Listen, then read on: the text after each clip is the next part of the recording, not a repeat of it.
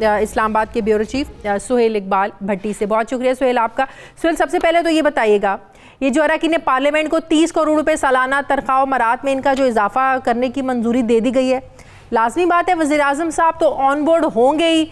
अगर on board थे तो फिर तो बहुत ही अफसोस करना चाहिए, और अगर ऑन बोर्ड नहीं है फिर तो उससे ज़्यादा अफसोस करना चाहिए कि उनको बताए बगैर खामोशी से मंजूरी कर ली गई।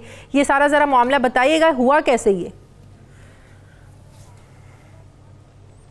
शादी, देखिए, पाकिस्तान तहरीक इंसाफ की हुकूमत अगरचे कफायत शारी की मुहिम पर गामजन है, लेकिन उसके साथ साथ ये भी हकीकत है कि मुल्क की मौशियत मुश्किल सूरत हाल से दो चार है। ख़जाने के अंदर इतनी गुंजाइश नहीं है कि किसी को कोई बड़ा रिलीफ दिया जा सके। ऐसे मौके के ऊपर जब गुज़श्ता माह चेयरमैन सेनेट, स्पीकर कौमी असम्बली और अरकान पार्लियामेंट की तनख्वाहों में एक भारी इजाफे का बिल सेनेट के अंदर मुस्तरद किया जा चुका है कि हालात इसके इजाज़त नहीं देते, एक ऐसे मौके के ऊपर इंतहाई खामोशी के साथ एक ये मूव तैयार की गई कि चलें और कुछ नहीं हो सकता तो वो 25 बिजनेस क्लास की 8 टिकट्स जो कि पूरे साल के दौरान मेंबर्स को इस्तेमाल नहीं कर पाते, उनको सालाना 25 बिजनेस क्लास की टिकट्स सालाना उनको मिलती हैं, या उसको 3 लाख का वाउचर की भी एक फैसिलिटी है कि वो इस एयर टिकट्स के ज़रिए मुफ्त में अपने हल्के से इस्लामाबाद कौमी असम्बली का सेशन हो आना चाहते हैं तो उसको उनकी ये फैसिलिटी हो, वो अगर अवेल नहीं कर पाते थे। अमूमी तौर के ऊपर जो हमने ज़राए से इसकी कुछ मालूमात हासिल की, सालाना कुछ 7-8 करोड़ रुपए की इमरात हासिल कर पाते थे, चूँकि वो सभी मेंबर इसको अवेल नहीं कर पाते थे। अब इन तमाम रुकने कौमी असम्बली और रुकने सेनेट जिनकी मजमूई तादाद 446 है, यानी कि 342 अरकान कौमी असम्बली और 104 सेनेट के मेंबरान, इन सब ने मुतफिका तौर पर फैसला किया 2-3 इजलासों के अंदर जो कि फरवरी 2020 में मुनक्किद हुए कि हम क्यों ना ये एयर टिकट्स की जो फैसिलिटी है जो हम खुद अवेल नहीं कर पाते, इस कानून को तब्दील करवाते हैं। और उस कानून को तब्दील करवाने के लिए क्या ज़रूरत थी, चूँकि इनको ये जो तनख्वाहें और जो अलाउंसेस मिलते हैं, ये members of parliament allowances and salaries act है 1974 का, उसके तहत मिलते हैं। तो उन्होंने कहा जी हम इस कानून के अंदर तरमीम लेके आते हैं और हुकूमत के ऊपर भी इसकी शिकायत नहीं होगी। और पाकिस्तान तहरीक इंसाफ के वफाकी वजीर बराए हवाबाजी गुलाम सरवर खान ने 10 फरवरी को एक इजलास की सरबराही की। ये तमाम तर तफसीलात हम सरकारी दस्तावेज की रोशनी में बात कर रहे हैं जिसका मसौदा 92 न्यूज़ के पास मौजूद है। उसके अंदर वफाकी वजीर पार्लिमानी अमूर, अच्छा, इनके टिकट्स भी बताइएगा, फैमिलीज को भी अब टिकट्स की सहूलियत होंगी, फैमिलीज के लिए भी टिकट्स मिलेंगी अब? जी बिल्कुल, जब जिस इजलास का मैं जिक्र कर रहा हूँ, ये इजलास मुनक्किद हुआ फरवरी के अंदर, ये भी बहुत इसको भी बहुत खामोशी के साथ इस मामले के अंदर मुतफिका तौर के ऊपर तय किया गया और एक बिल तैयार किया गया और बिल वफाकी हुकूमत को साल किया गया। वफाकी हुकूमत ये मामला लेके गई वफाकी काबीना के इजलास में। जो आपने शुरू में ओपनिंग में कहा कि प्राइम मिनिस्टर पाकिस्तान के इल्म में नहीं है, बिल्कुल प्राइम मिनिस्टर पाकिस्तान के इल्म में है, चूंकि वफाकी काबीना के इजलास की सरबराही जो गुज़श्ता इजलास था वहां पर यह टेबल किया गया, उनकी मौजूदगी में इसकी मंजूरी दी गई। और इंटरेस्टिंग ये है तो बहुत ही अफसोस की बात है, तरफ आप लोगों के गरीब आवाम है जो महंगाई से मर रहे हैं, उस तरीके से आप रिलीफ दे नहीं पा रहे हैं क्योंकि अभी आपकी कैपेसिटी इतनी नहीं है कि आप IMF के प्रोग्राम में रहते हुए इतना रिलीफ दें। और दूसरा, वज़ीर आज़म साहब कैसे हो सकता है कि इतने ज़्यादा अखराजात करें, फैमिलीज़ को टिकट्स दें, 25-25 बिजनेस क्लास के टिकट्स अरकान पार्लियामेंट को भी दें, फिर कैश में भी आप ले सकते हैं। बड़ी हैरानगी हो रही है सुन के, उससे ज़्यादा अफसोस हो रहा है कि कैसे कर सकते हैं प्राइम मिनिस्टर साहब ये फैसला। शादी बिल्कुल आपने दुरुस्त कहा। अब ये बड़ी हैरानी की बात थी कि चूँकि जब गुज़श्ता माह एक इसी टाइप की जो मूव थी तनख्वाहों में और मरात में इजाफे से मुतल्लिक, वो तो गर्चे मुस्तरद हो गई थी चूँकि पाकिस्तान तहरीक इंसाफ और मुस्लिम लीग नून ने उस बिल की सेनेट में भरपूर मुखालफत की थी। अभी ये बिल वफाकी काबीना से मंजूर करवा लिया गया है। इस कानून के जो सेक्शन 10 है उसमें तरमीम होना बाकी है। अल्टीमेटली ये मामला जाना है कौमी असम्बली पार्लियामेंट के अंदर टेबल होना है। अब वहाँ पर ये कड़ा इम्तिहान होगा ना सिर्फ पाकिस्तान तहरीक इंसाफ के रहनुमाओं का, दीगर अपोजिशन जमातों का भी, जब ये बहुत भारी बोझ पड़ने जा रहा है। क्योंकि अब जो कानून थोड़ा सा समझा दें हम अपने नाज़रीन को, जब इसकी तरमीम हो जाएगी काबीना, वफाकी काबीना से इसकी मंजूरी हो चुकी, जब पार्लियामेंट से इस कानून में तरमीम हो जाएगी तो अरकान पार्लियामेंट के ख़ानदान के जो अफराद हैं वहाँ पे कोई बिल्कुल स्पेसिफाई नहीं किया गया कि क्या सिर्फ बीवी होगी, बेटा होगा, भाई होगा, उसके अंदर काफी ओपन क्वेश्चन है। फैमिली मेंबर्स बड़ा पड़ गया है। मुझे जरा ये बता दें कौन सी 2 अहम सियासी शख्सियात है जिनके लिए असलह पॉलिसी में नरमी की जा रही है? जी, ये भी हमने सरकारी दस्तावेज हासिल किए। उसके मुताबिक बलूचिस्तान नेशनल पार्टी के सरबराह सरदार अख्तर मेंगल साहब के लिए जो इस वक्त ममनुआ बोर के लाइसेंस के ऊपर पाबंदी आयद है, उस पाबंदी को रिलैक्स करते हुए 2 MP5 गन की उनके लाइसेंस जारी करने को उन्हें मंजूरी दी गई है। इसी तरह उन्हीं की जमात के सेक्रेटरी जनरल हैं डॉक्टर जहांजेब जमालदीनी, उनको भी 2 वेपन्स जो कि ममनुआ बोर में शुमार होता है MP5 गन, उनका लाइसेंस जारी करने की मंजूरी दी गई है। और हैरानकुन तौर के ऊपर अगरचे कि पाकिस्तान तहरीक इंसाफ की हुकूमत अपने BNP मेंगल बहुत नाराज उनसे रहती है और उनके मुतालबात पूरे नहीं होते, ममनुआ असला के लाइसेंस जारी करने के मामले के अंदर भी BNP की बात मानी गई है।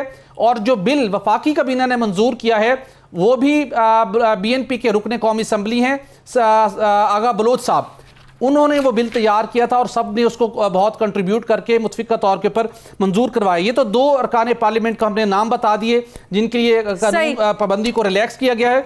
इसके साथ वफाकी हुकूमत की जानिब से 9 दीगर शख्सियात और इदारों को भी इस पाबंदी से इस्तिस्ना दे दिया गया है, जिसमें सदर पाकिस्तान है, वज़ीर-ए-आज़म पाकिस्तान है, चेयरमैन सेनेट हैं, स्पीकर कौमी असम्बली हैं, गवर्नर्स हैं, फेडरल मिनिस्टर्स हैं, जजेस of supreme court of Pakistan और हाई कोर्ट के जजेस हैं, फेडरल गवर्नमेंट ऑफिसर्स हैं जो कि ग्रेड 22 में जिनका शुमार होता है, पब्लिक इंस्टीट्यूशंस जिसके अंदर लॉ एनफोर्समेंट एजेंसीज हैं, इनके लिए भी ये कोई पाबंदी नहीं है। सही, अब देखना वज़ीर-ए-आज़म साहब सुहेल भट्टी, आपको भी पता है, सबको पता है कि यू टर्न लेने के माहिर हैं। अब देखना ये है कि वो जो फैसला 30 करोड़ रुपया जो आप सालाना जो है ना वो मरात में देने जा रहे हैं, इस फैसले को आप वापस लेते हैं या नहीं लेते, ये सोचकर, क्योंकि आप ने नारा लगाया था किफ़ायत शारी मुहिम का और सादगी से चलने का। अब देखना यह है कि वज़ीर-ए-आज़म साहब अपने इस फैसले के साथ डटे रहते हैं या इस पर भी यू टर्न लेते हैं, ये सोचकर कि इससे मेरी आवाम का फ़ायदा होगा। बहुत शुक्रिया सुहेल इकबाल भट्टी आपका।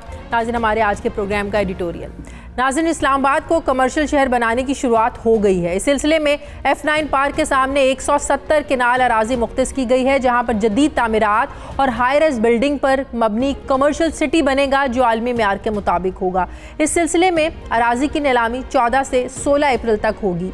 वज़ीर-ए-आज़म की हिदायत पर नीलामी में हिस्सा लेने वालों को सहूलत देने का फैसला और मुकम्मल एडवांस टैक्स देने की शर्त भी ख़त्म की गई है। कामयाब बोली दहिंदगान को रकम की अदायगी के लिए 30 दिन का वक्त मिलेगा।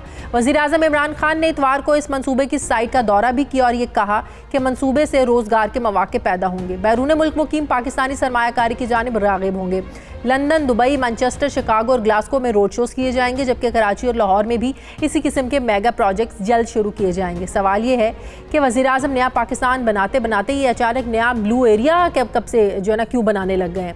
शहर इक़्तिदार में इस्लामाबाद 1960 में बनाया गया था। जब तक वफाकी दारुल हुकूमत मास्टर प्लान के मुताबिक था तो ये दुनिया के खूबसूरत तरीन दारुल हुकूमतों में से इसका शुमार होता था, जहाँ हर तरफ हरियाली ही हरियाली थी, साफ़ सुथरी और मुअत्तर फ़ज़ा होती थी। हर सू जो है वो हर तरफ कुदरती नज़ारे थे। लेकिन फिर न जाने इसको किसकी नज़र लगी कि असल जो इस्लामाबाद की जो शक्ल थी ये कहीं खो गई। ये मंसूबा उन चंद मंसूबों की तरह लग रहा है जिसमें रातों रात दरख्त काट कर बुलंदो बाला इमारतें खड़ी की गई और तिजारती सरगर्मियाँ बढ़ने से इस शहर का हुस्न जो है ये मान पड़ गया। अब फिर ऐसा ही एक मेगा मंसूबा बन रहा है और ये बताया जा रहा है कि इस कमर्शियल ऑक्शन से जमा होने वाली रकम बुनियादी तौर पर इस्लामाबाद की बहाली के लिए इस्तेमाल की जाएगी, माहौल को बेहतर बनाया जाएगा और सर्विसेज की फराहमी को बेहतर किया जाएगा। ऐसी ब्रीफिंग माजी में भी हुक्मरानों को दी जाती है, लेकिन हम अपने शहरों का हाल देख लें तो ना लाहौर लाहौर रहा है, ना कराची कराची रहा है।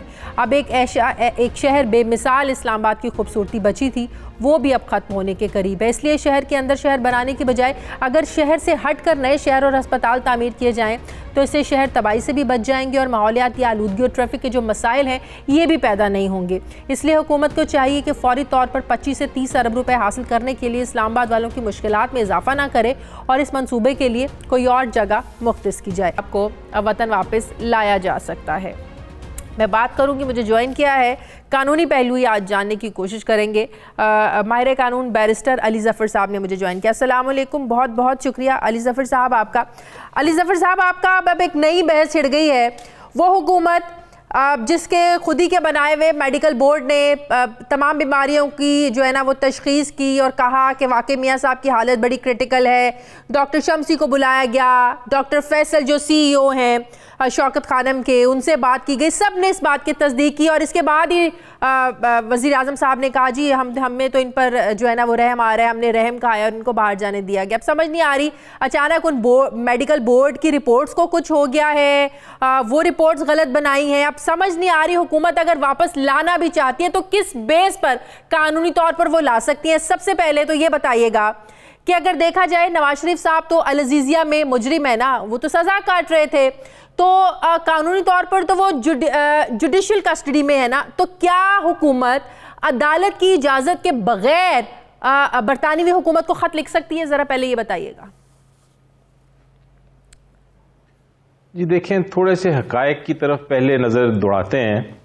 जिस वक्त ये नवाज शरीफ साहब को वो बीमार हुए और उनकी मेडिकल रिपोर्ट्स आई और उनको बाहर भेजना पड़ा, तो इसमें तो कोई शक नहीं है किसी को कि जो मेडिकल रिपोर्ट्स थी उसके मुताबिक उनकी हालत ऐसी थी, और वो बयान भी कर रहे थे उनके जो थे रिश्तेदार और उनके जो सपोर्टर्स थे कि उनको इलाज बाहर ही मिल सकता है, पाकिस्तान में नहीं मिल सकता। तो हुकूमत का वो फैसला कि उनको बाहर जाने दिया जाए, उस वक्त की रिपोर्ट्स के मुताबिक तो बिल्कुल दुरुस्त और जायज़ फैसला था। और उसमें रिस्क हमेशा ये थी कि कल को जब वो इलाज करा लेंगे और उनको वापस बुलाया जाएगा कि अब आप आएँ और अपनी जो पिटिशन है आपकी फाइल हुई और जो अदालत है उसमें मुकदमे को आगे चलाएं, तो उस वक्त ये रिस्क तो थी कि वो अगर ठीक हो जाते हैं तो आते हैं या नहीं।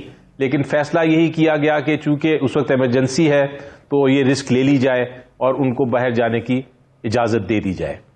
अब उनका फ़र्ज़ था मेरे मुताबिक, अकॉर्डिंग टू जो जिस तरह बाहर भेजा, जिस वजह से कि वो पीरियडिकली हर महीने नहीं तो चले 1.5 महीने बाद, 2 महीने बाद वो बताते रहे हुकूमत को कि अब ये जिस वजह से वो गए थे इलाज कराने उसकी क्या सिचुएशन है, इलाज हो रहा है, इलाज हो गया है, उनकी हालत बेहतर है या नहीं। जब ये जो मुझे इत्ला है, जब वो उनको नहीं रिपोर्ट्स ये आई बाहर से और ये नहीं हुकूमत को सेटिस्फेक्शन हो सकी कि क्या वो वाकई ही बीमार है, अभी तक इलाज की ज़रूरत है, वही पोजीशन है उनकी जो पहले थी कि नहीं, तो फिर हुकूमत के पास एक कानूनी इख्तियार तो है कि वो रिक्वेस्ट करें हुकूमत बरतानिया को कि वो नवाज शरीफ साहब को वापस भेज दें। अब जब वो रिक्वेस्ट करेंगे तो हमें ये भी बताता जाऊं कि कोई एक्सट्रेडिशन ट्रीटी नहीं है हमारी,